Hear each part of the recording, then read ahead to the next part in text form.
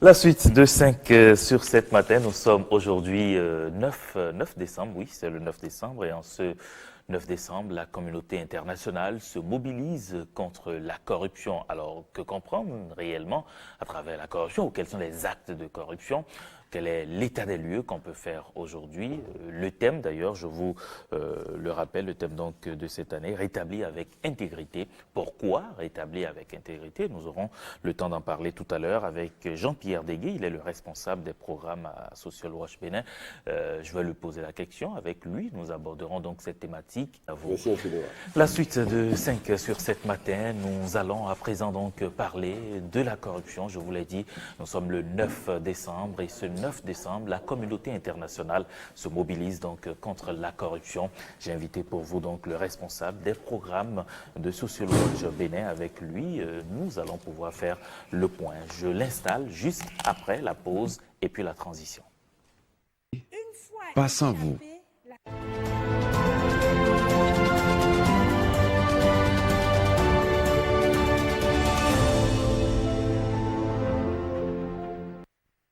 Je vous l'annonçais donc, cette journée consacrée donc à la lutte contre la corruption, c'est un facteur qui contribue notamment à la crise de la démocratie, produisant ainsi un cercle vicieux, j'ai envie de dire, en sapant non seulement les institutions démocratiques, lesquelles à leur tour ne sont plus en mesure de le contrôler. Il s'agit bien de ce fait-là, c'est la corruption. C'est un phénomène mondial qui engendre la pauvreté, entrave le développement et décourage d'ailleurs l'investissement. Elle fragilise aussi les systèmes judiciaires et politiques qui devraient pouvoir servir l'intérêt général. Et en ce 9 décembre, la communauté internationale se mobilise donc contre la corruption. J'en parle avec monsieur Jean-Pierre Deguet. Vous êtes responsable des programmes à Social Watch. Vous êtes également coordonnateur du programme d'appui à la lutte contre l'impunité et au renforcement de l'état de droit en République du Bénin. Bonjour, monsieur Jean-Pierre Deguet. Bonjour, monsieur le journaliste. Merci d'accepter mon invitation et de pouvoir accepter donc vous prêter à cet exercice, à mes questions. Quand on parle de corruption, qu'est-ce qu'il faut comprendre? Quels sont les faits jugés d'actes de corruption que vous connaissez et que vous pouvez partager avec nous? Merci, monsieur le journaliste. Je pense que vous avez déjà bien planté le décor par votre introduction. La corruption, c'est un phénomène mondial, donc qui touche tous les pays. Et il n'existe pas encore une définition universellement acceptée par tous de la corruption. Cependant, quand nous lisons à travers les tests, nous pouvons savoir ce qu'on qualifie de corruption. Si je prends le cas du Bénin, nous avons notre loi de 2011, la loi 2011-20 portant lutte contre la corruption et autres infractions connues en République du Bénin. Cette loi n'a pas défini curieusement la corruption, mais elle nous renseigne sur tous les faits qu'on peut qualifier de corruption. Vous avez le blanchiment des capitaux, vous avez l'enrichissement illicite, les fausses déclarations, l'abus de fonction, le trafic d'influence, l'abus d'autorité, les conflits d'intérêts, l'escroquerie, la cavalerie, etc., etc. Donc, il y a ces différents faits qu'on peut qualifier de corruption. Mais si vous permettez, je vous donne la définition du spécialiste, d'un spécialiste en tout cas, de la corruption, Joseph Klitgard, qui a schématisé la corruption en équation. Et il dit que la corruption, c'est monopole, plus pouvoir discrétionnaire, moins responsabilité. J'explique. Le monopole, c'est un organisme ou bien un individu qui doit délivrer un service ou bien des biens. Donc, il a ce monopole. Il a le pouvoir discrétionnaire. Le pouvoir discrétionnaire, c'est de le donner à tel ou à tel, en telle quantité, À qui il veut. il veut. Mais il n'est pas responsable. Il fait preuve il ne fait pas preuve de responsabilité. Qu'est-ce que ça veut dire? Il ne rend pas compte. Il n'est pas responsable de la décision qu'il va. Il le fait et il n'est pas puni, il n'est pas sanctionné. il n'est pas redevable de l'acte qu'il pose. Donc, quand cette équation est réunie dans un environnement, la corruption est présente. Monopole, plus pouvoir discrétionnaire, moins responsabilité. Responsabilité, nous pouvons comprendre par là à redevabilité, la reddition de comptes. Si cette équation est réunie, nous sommes en présence de la corruption. D'accord. C'est tellement si bien résumé avec cette équation, monopole plus pouvoir discrétionnaire, moins Et responsabilité. donc, s'il faut travailler sur la corruption, c'est de faire en sorte que, de diminuer et le monopole et le pouvoir discrétionnaire et élever la responsabilité. Voilà. C'est important. Et en ce 9 décembre, justement, où la communauté internationale se mobilise contre la corruption, le thème choisi, c'est bien rétablir avec intégrité. Qu'est-ce qu'on veut rétablir avec intégrité? C'est le thème effectivement choisi cette année, rétablir avec intégrité. Donc c'est le thème qui a été proposé par l'Office des Nations Unies contre la drogue et le crime. Donc c'est l'Office des Nations Unies qui s'occupe de suivi de la Convention des Nations Unies contre la corruption. Et cette année, le thème c'est rétablir avec intégrité. Pourquoi? Nous savons ce qui s'est passé en 2020, et même le petit enfant le sait, la pandémie de la COVID-19. Donc, c'est une situation qui a surpris tous les États, et les États ont dû faire face à cette urgence. Donc, dans la riposte, les États ont mobilisé d'abondantes ressources, et il fallait faire des dépenses pour l'acquisition des matériels, pour les distributions, etc. Mais pour y arriver, il a fallu donc assouplir un certain nombre de normes qui régissent les marchés publics, la gestion des finances publiques. Et qu'est-ce qu'on a constaté de par le monde? Ça a donné des opportunités significatives de corruption. Vous voyez, c'est une situation de malheur qui frappe l'humanité, mais ça a donné des opportunités de corruption parce qu'on a assoupli un certain nombre de règles. On était dans l'urgence de faire des dépenses. Donc, on a assoupli ces règles. La corruption que ça a donné, ça a aussi montré la vulnérabilité de nos systèmes de gouvernance, la vulnérabilité dans la délivrance des services publics. Et donc, au moment, je pense que maintenant, on est en train de relever la tête. C'est ça le rétablissement. Rétabli. Donc, au moment où les pays du monde sont en train de se relever, de se remettre un peu petit à petit de la pandémie, on voudrait que ces faiblesses de gouvernance, ces faiblesses dans la délivrance des services publics soient corrigées et qu'on fasse les choses dans les normes, dans le cadre de la Convention des Nations Unies contre la corruption. Alors, rétablir, c'est quoi? C'est plus de contrôle sur l'utilisation des ressources mobilisées dans le cadre de la gestion de la pandémie. C'est-à-dire, il faut publier les marchés, les contrats passés, les dépenses. Il faut qu'on puisse retrouver ça dans les rapports d'exécution, par exemple, des lois de finances de nos pays. Il faut qu'on puisse retrouver les traces de ce qu'on a mobilisé en ressources et comment on l'a dépensé, qu'il y ait une transparence sur ça. C'est aussi une question de rétablir, c'est la redevabilité sur les contrats, sur l'approvisionnement, sur la distribution des équipements médicaux qu'on a dû acquérir. Rétablir aussi, c'est protéger les dénonciateurs, ce qu'on appelle les lanceurs d'alerte, et les journalistes qui couvrent des faits de corruption. Et donc, on ne peut pas envisager un après-Covid sans intégrité. Donc, le message, c'est que le rétablissement ne se fera pas sans intégrité.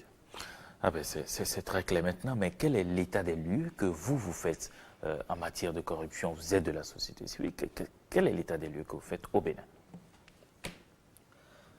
Au Bénin, je voudrais faire l'état des lieux sous 4 volets, si vous le permettez. Le premier, ce serait certainement la volonté politique. Le deuxième, ce serait sur le cadre juridique.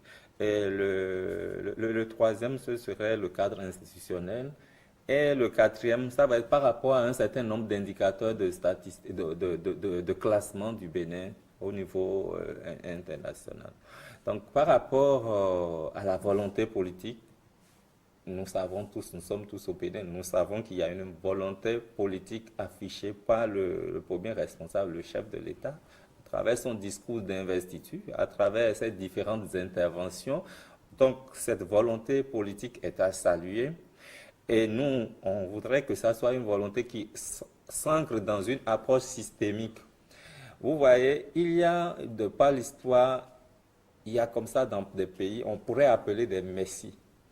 Mais le Messie finit son temps là, on revient à la case des pas. C'est-à-dire le Messie vient vraiment pour il change les choses en fait, il révolutionne en fait les choses. Mais ce n'est pas ancré dans le système. Ça ne touche pas le système, de sorte que bon, quand le Messie n'est plus là, on retourne aux vieilles habitudes. Donc on ne veut pas une approche messianique. Donc que cette volonté politique s'enracine dans une approche systémique de lutte contre la corruption. Que ça touche vraiment le système. Que ça touche les institutions, la justice, etc. Donc, mais c'est une volonté que tout citoyen doit accompagner. Parce que ce n'est pas au chef de... lui seul ne peut pas lutter contre la corruption. La lutte contre la corruption nous appelle, nous tous, que ce soit les gouvernants, que ce soit la société civile, que ce soit vous, les médias, les syndicalistes, que ce soit même les parents à la maison. Parce que depuis la maison, on doit enseigner à l'enfant que la corruption est inacceptable. Donc, vous voyez, donc la volonté politique y est. Je prends le cadre juridique. Le Bénin a un cadre juridique impressionnant pour réprimer la corruption. Et non seulement que nous sommes État partie à la Convention des Nations Unies contre la corruption, non seulement que nous avons ratifié la Convention de l'Union africaine sur la prévention et la lutte contre la corruption, mais au niveau interne, nous avons la loi 2011-20 portant lutte contre la corruption et les infractions connexes. Je voudrais ouvrir une parenthèse là pour dire qu'il s'est créé dans l'opinion une impression que cette loi n'existe plus. Ça, c'est vrai. Cette loi, elle existe bel et bien. Il y a eu la loi 2029 sur le Haut Commissariat à la prévention de la corruption qui a abrogé 2 articles de cette loi 2011-20. L'article 3 sur la déclaration des biens.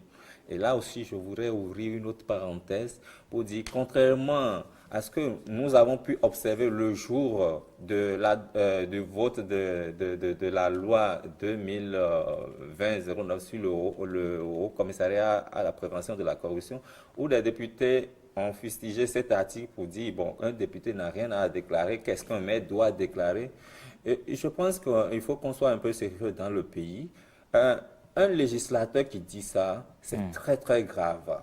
C'est extrêmement grave parce que c'est ne pas comprendre la notion de l'agent public.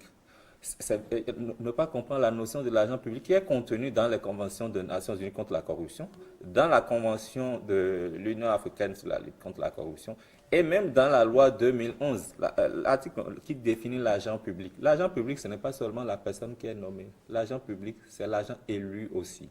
Donc, les députés seront assujettis à la déclaration des biens, les maires aussi. C'est vrai que la nouvelle loi renvoie à un décret qui sera pris par le chef de l'État, mais je ne vois pas le décret qui sera pris pour aller en contradiction avec les instruments que nous avons pris. Donc, cette loi existe bel et bien et fait partie de notre arsenal juridique au niveau interne. La loi 2011, la loi 2020, 2020, je crois 2011-20 existe bel et bien. Et donc, c'est la première loi qu'on cite. Nous avons eu récemment d'autres lois, donc le code pénal de 2018. Nous avons la loi de 2018 sur le blanchiment des capitaux. Donc, au niveau interne, nous avons quand même un cadre juridique impressionnant. Et je pense tout ce qui nous reste, c'est de respecter ce cadre juridique-là. Je voudrais parler en troisième lieu, le cadre institutionnel. Voilà, le cadre institutionnel est en place, mais avec des limites. Je voudrais dire, dans ce cadre institutionnel, vous avez des institutions, vous avez au plan juridique, on a créé la Cour de répression des infractions économiques, sur les infractions économiques et le Le terrorisme, terrorisme, la la CRIEX. criette. Ouais. Nous avons la cellule nationale de traitement des informations financières, la CENTIF, qui est le service renseignement financier, qui mène vraiment qui fait vraiment un travail formidable dans la lutte contre le blanchiment des capitaux. Nous avons la brigade économique et financière. En temps, nous avons l'ANLC, mais comme vous le Qui a savez, été qui a été remplacé remplacé par par le haut. l'Eurocommissariat. Et c'est là, je veux en venir quand même aux limites parce que on a remplacé l'ANLC. Est-ce que vous avez l'impression que depuis que cela est arrivé, quelque chose a été fait? Justement, je veux vous dire que tous les Béninois ont pu observer que c'est en procédure d'urgence que la loi sur le Haut Commissariat à la prévention de la corruption, en procédure d'urgence que la loi a été votée au Parlement. Donc, on s'attendait à une célérité pour installer le Haut Commissariat à la prévention de la corruption. Donc, depuis avril 2020 jusqu'en décembre, on n'a pas installé le Haut Commissariat. Donc, on était dans le cycle de renouvellement des membres de l'ANLC. Donc, l'ANLC n'existe plus. On a mis un responsable qui gère les affaires courantes, mais on a hâte de voir le Haut Commissariat à la prévention de la corruption installé. Parce que sinon, ça c'est une faiblesse. C'est une faiblesse puisque nous n'avons plus d'autorité nationale de lutte contre la corruption qui soit fonctionnelle. Deuxième faiblesse dans le cadre institutionnel que j'aimerais soulever, et là vraiment je vais développer, c'est la Cour des comptes. La Cour des comptes, le Bénin a mis plus de 20 ans pour que finalement on inscrive la Cour des comptes dans notre constitution. Et comme vous le savez, la création de la Cour des comptes a été toujours l'une des motivations, donc l'un des motifs de révision de la constitution. Donc, en novembre 2019, on a constitutionnalisé la Cour et un an plus tard, aucun test relatif à cette Cour n'a été voté. La Cour existe sur papier, de nom, mais n'est pas installée, donc on ne se presse pas. Bon, on peut comprendre, parce que la Cour des comptes, et ce que chaque contribuable béninois doit savoir, si un régime a bien géré les deniers publics, c'est la Cour des comptes qui va nous le dire. Ce n'est pas le régime même qui le dit, mais c'est la Cour, c'est le juge des comptes qui va certifier qu'on a bien géré vos deniers. Et la directive de l'UEMOA est claire qu'il n'y a de bonne gouvernance des finances publiques sans ce contrôle a posteriori dévolu à cette juridiction et des comptes. Donc, l'exécutif a mis en place un certain nombre de mécanismes, de structures pour contrôler la bonne gestion des finances publiques, mais qui le contrôle lui? Toute la question est là au niveau du cadre institutionnel. Donc, je voudrais dire que ce cadre institutionnel doit être renforcé. C'est ça l'approche systémique. Tous les leviers doivent être là. L'état des lieux, je voudrais maintenant parler de quelques indicateurs. Oui, le dernier point. Oui. Le classement. Je veux d'abord parler de l'évaluation du système national d'intégrité. Vous savez, le Bénin, en 2016, nous sommes contents parce que on parle d'intégrité à la faveur de la présente journée. Justement. Mais en 2016, le Bénin avait déjà anticipé. Le Bénin avait déjà fait l'évaluation de son système national d'intégrité.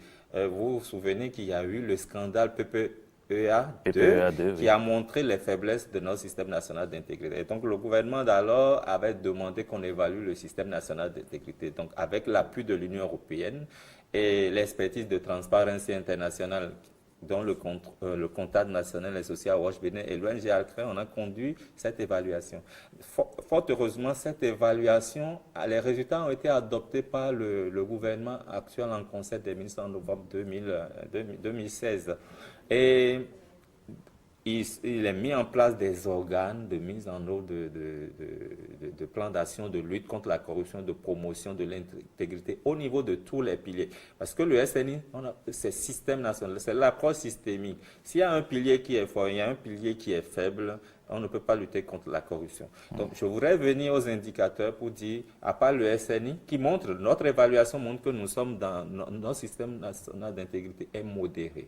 Donc, vous avez très faible, faible, modéré, fort et très fort. Donc, nous ne sommes pas encore dans un système d'intégrité fort au niveau du Bénin. Au niveau de l'indice de perception de la corruption, le Bénin, entre 2016 et 2019, sur les résultats de l'indice, a gagné 5 points. Nous étions à 36 points sur 100 en 2016. En 2017, nous sommes à 39 sur 100. En 2018, nous avons gagné un point de plus 40 points sur 100. En 2019, nous sommes allés à 41 points sur 100. Les résultats de 2020 sont déjà disponibles, mais sous embargo, et seront publiés en janvier 2020. J'espère qu'on aurait fait un bon, ou bien si on stagne. Le tout dernier que je veux évoquer, c'est l'indice Ibrahim sur la gouvernance en Afrique, dont les résultats pour 2020 ont été publiés le mois dernier. Le mois dernier, voilà. Seulement. Cet indice montre en 2015 et 2019, sur la sous-catégorie lutte contre la corruption, le Bénin a fait une progression de 11,9 points, ce qui n'est pas mal, n'est pas du tout négligeable, c'est quand même très appréciable. Mais dans le même temps, sur l'indice de transparence et de redevabilité, le Bénin a chuté de 3 points. Donc, vous voyez, les effets sont liés. Si on progresse dans les mécanismes, dans les institutions anticorruption, mais en termes de redevabilité, de transparence, on chute, il y a un problème. En termes de participation citoyenne, le Bénin a aussi chuté sur ce sous-indicateur de 6 points. Donc, voilà l'état des lieux qu'on peut planter sur les volets que je viens de citer. C'est vrai, il faut noter pour finir, il y a un grand effort qui est fait. Je veux citer que les efforts de dématérialisation qu'on constate au niveau du ministère de l'économie et des finances, qu'on constate au niveau du ministère du travail et de la fonction publique, sont des efforts à saluer. Mais cela dit, nous sommes encore loin, par exemple, des pays comme le Botswana, des pays comme le Rwanda, l'île Maurice, les Seychelles, qui sont cités comme Cap-Vert, qui sont cités parmi les meilleurs élèves sur la lutte contre la corruption. Alors, Jean-Pierre Deguet, on a encore moins de 5 minutes. Le débat, il est très intéressant, mais il faudrait qu'on puisse conclure sur les actions menées notamment par la société civile. Merci. La société civile, son rôle, c'est d'accompagner les efforts qui sont en cours. Donc, d'abord à travers la sensibilisation. Et je pense qu'on a assez sensibilisé. Et c'est parce qu'on a assez sensibilisé qu'on dit qu'il faut vraiment veiller à ce que l'impunité diminue. Et le travail de la société civile, c'est dans la prévention. Le travail de la société civile, c'est dans les dénonciations. Et si je prends le volet de dénonciation, la société civile a créé une application qu'on appelle Anticorps pour permettre à tout citoyen de dénoncer les faits de corruption. Mais malheureusement, nous n'avons pas une culture encore de dénonciation assez forte. C'est le renforcement des capacités des institutions qui sont en charge de la répression de la corruption. Et dans ce sens, nous,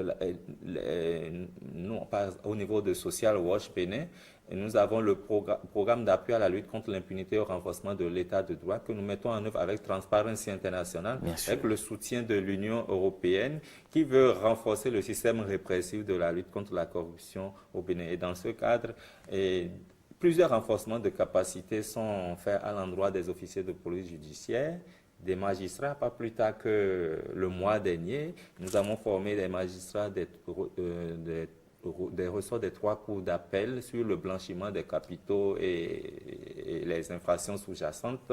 Nous avons formé les journalistes, 120 journalistes au cours de cette année sur l'investigation en matière de lutte contre la corruption.